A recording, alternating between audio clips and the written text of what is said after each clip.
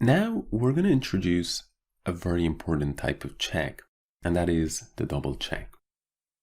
So in chess, as the name suggests, the double check is simply one where two pieces are giving check to the enemy king at the same time. So in this position, that can be achieved with the moves bishop to e5, or alternatively, bishop to e1.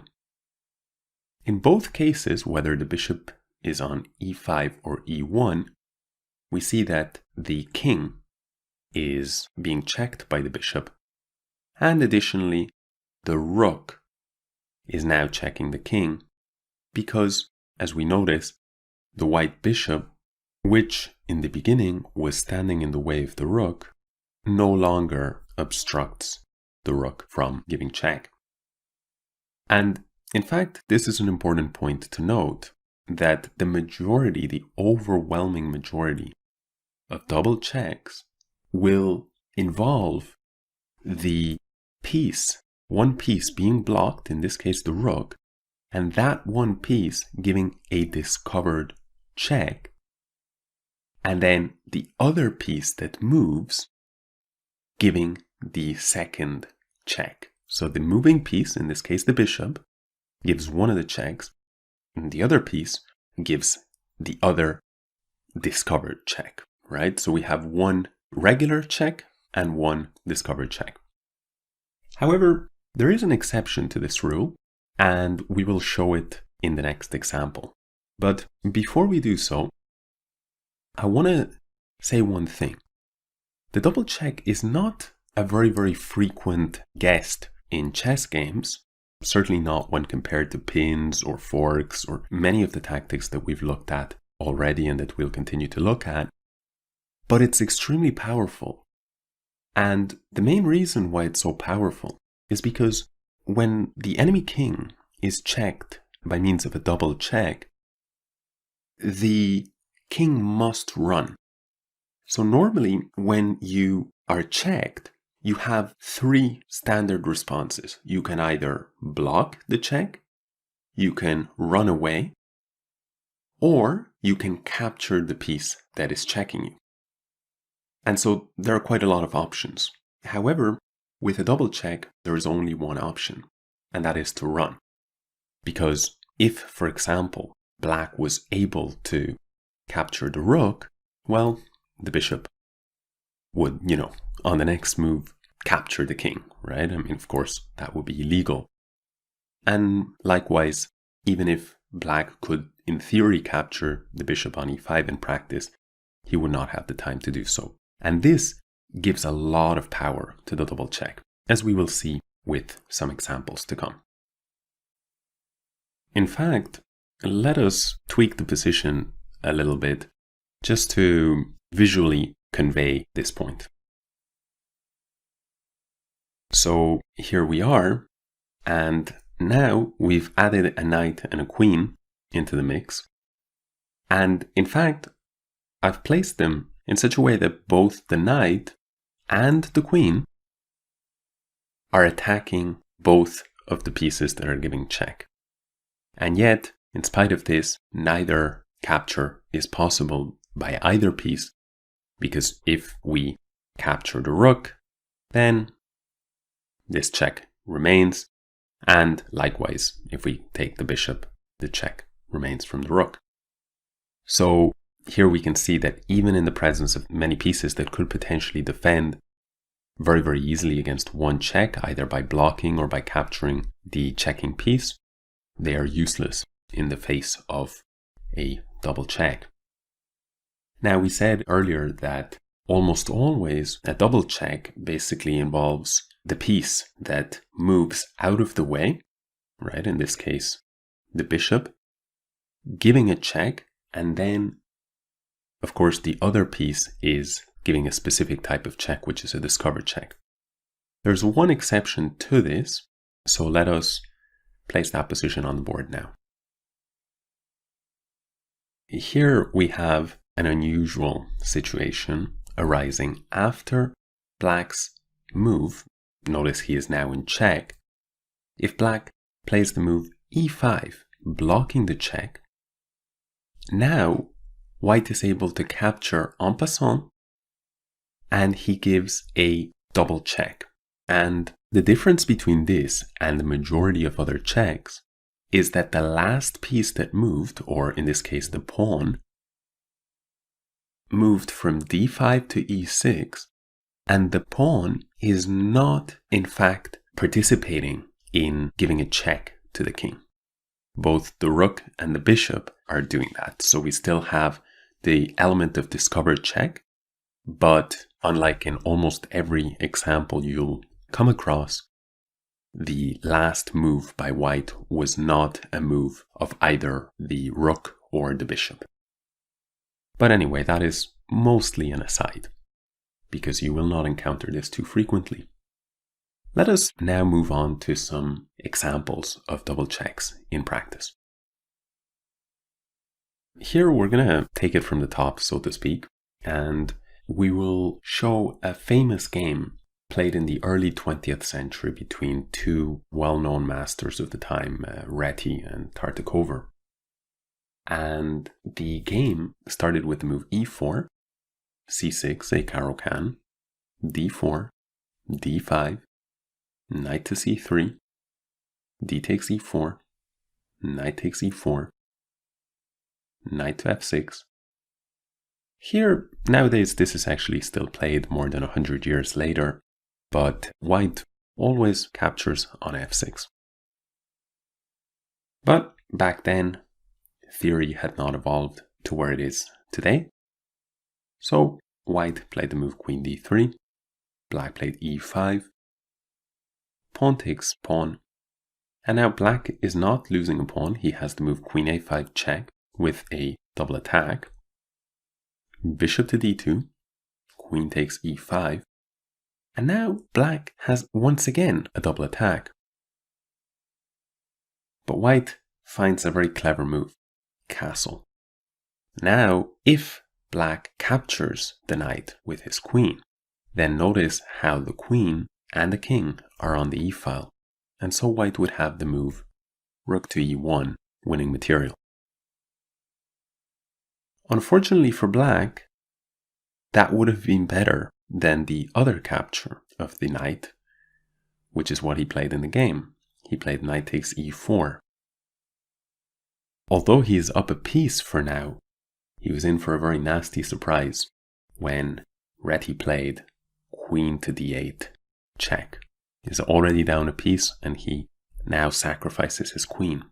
And the purpose of the sacrifice of the queen is simply to set up the very, very, very powerful double check along the d-file. King takes queen, only move. And now bishop to g5 check.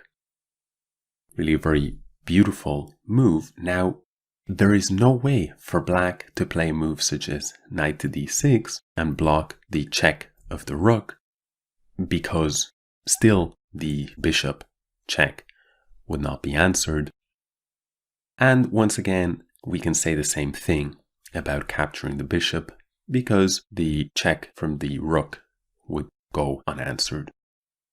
And so, in the words of Aaron Nimzowitsch, who's very, very well known for having written a highly influential book called My System, in his words, even the laziest king flees wildly in the face of a double check. And that is, of course, because when faced with a double check, you must move the king. You cannot block and you cannot capture either piece. You simply don't have time. If black goes king to e8, white will give checkmate with the move rook to d8. And if black goes to c7, the finish is even prettier. Bishop to d8, checkmate. So this is a very, very famous example that I think most chess serious students of the game have seen at some point or another. Let's take a look at a few more examples now. In this position from a game once again played even earlier at the very beginning of the 20th century, black is up quite a bit of material. He is in fact up several pawns. He's got all of his 8 pawns, and white only has 5. But you'll notice that white's development is better, and so black has to be careful. And careful he wasn't. He played the move d6, and now we notice that the black bishop on a5 is undefended, and that with his last move, black has opened up the a4 to e8 diagonal. Therefore, white played the move queen to b5, attacking the undefended piece, and black unsuspectingly played queen to f5. Can you see what white played next? Very similar to the last example, white played queen e8 check. The purpose being that after king takes, bishop b5 check is once again a double check. Only 2 moves available, but it doesn't matter whichever way the king goes. If f8 or if d8, white will follow up with rook to e8, checkmate in either case.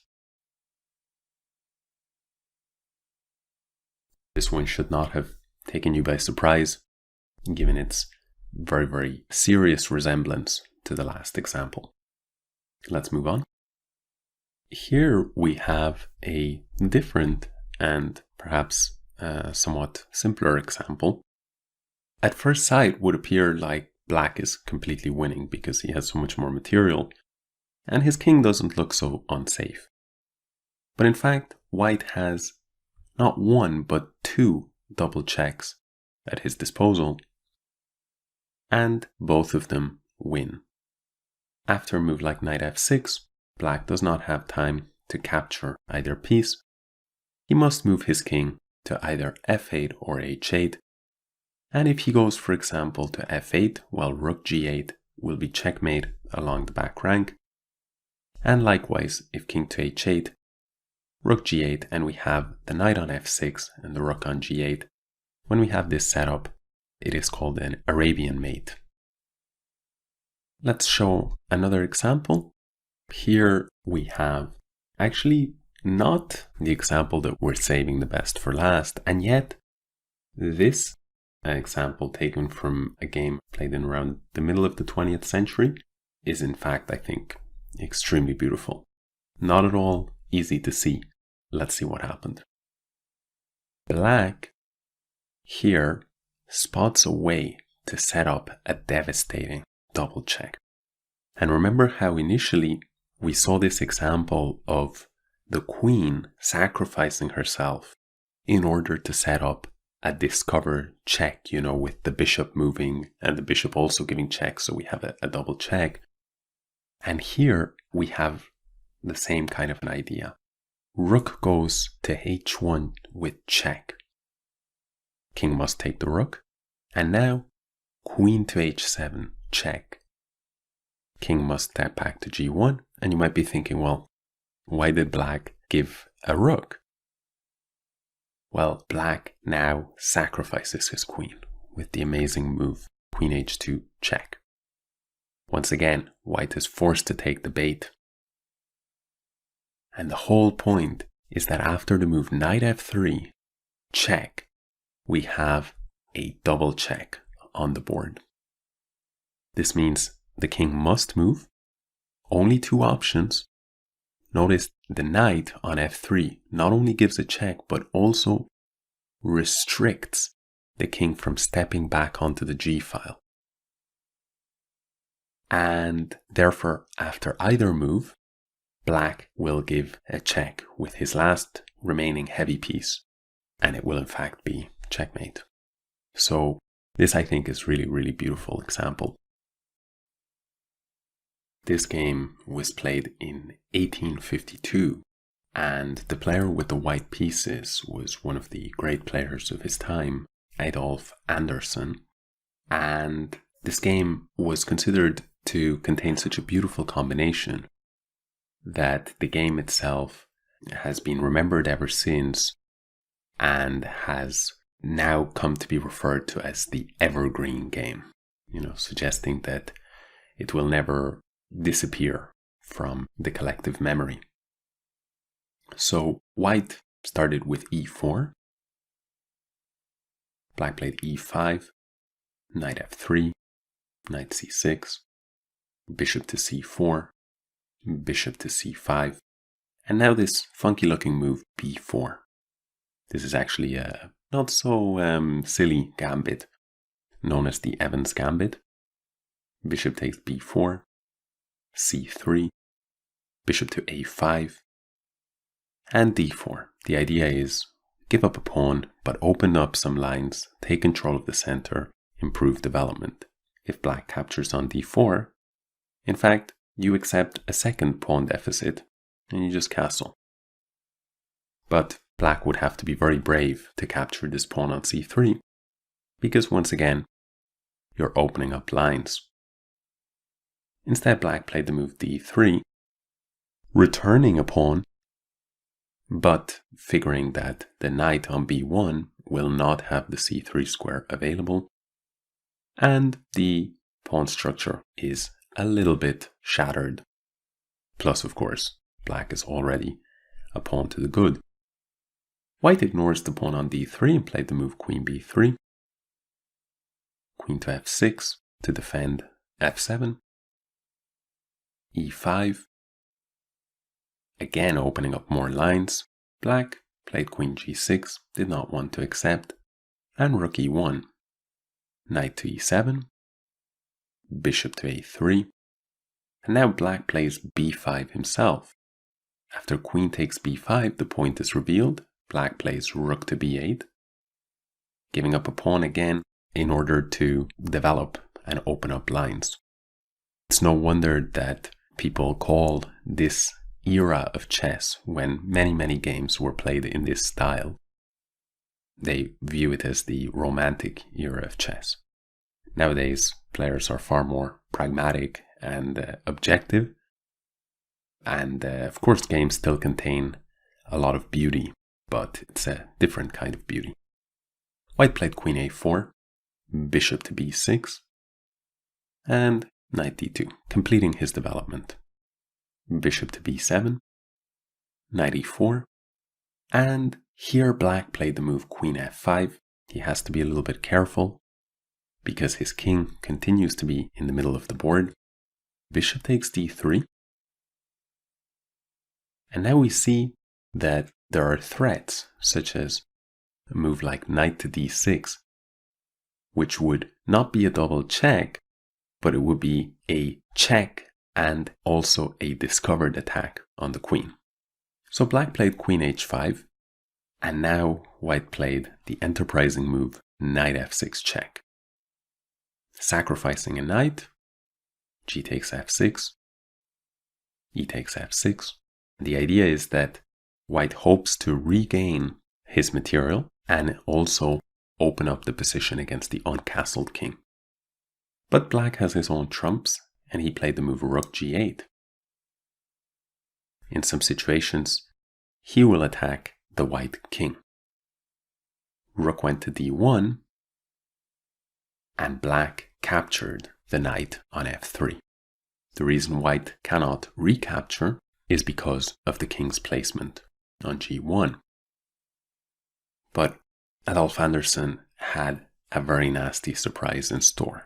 Notice that for now, white is down 2 pieces, and also it would appear he's getting checkmated, because we see the rook and the queen are involved, and also the black bishops are pressing down against the white king. But white had the move rook takes e7 with check, and this is an incredible move. The point is, after knight takes e7, and white played an idea that by now should be somewhat familiar to us, with the move queen takes d7 check. Now, the black king cannot run, because this would be checkmate, and so he accepted the queen. But now after bishop f5 check, we have a double check on the board. Therefore, the black queen is helpless. She cannot capture the rook on d1, and the black knight on e7 is also helpless. It cannot take the bishop on f5. The king must move. In the game, the king went to e8. Let's see what would have happened if the king had gone to c6. White would have gone bishop to d7, checkmate. The black pieces combine to take away any of the escape squares, and the white pieces do the rest. Instead, in the game, after the move bishop f5 check, black went king to e8. Bishop d7 check, and black very graciously allowed white to deliver checkmate. He went king f8, and now bishop takes e7, only move but good enough, checkmate. Really a very, very beautiful combination. I hope you've enjoyed all of the examples that we've looked at, but in particular, I think the last two examples are really quite nice. And I hope that you now have a good appreciation for the power of the double check. So that's it from me on this particular section, and I will see you in the next one.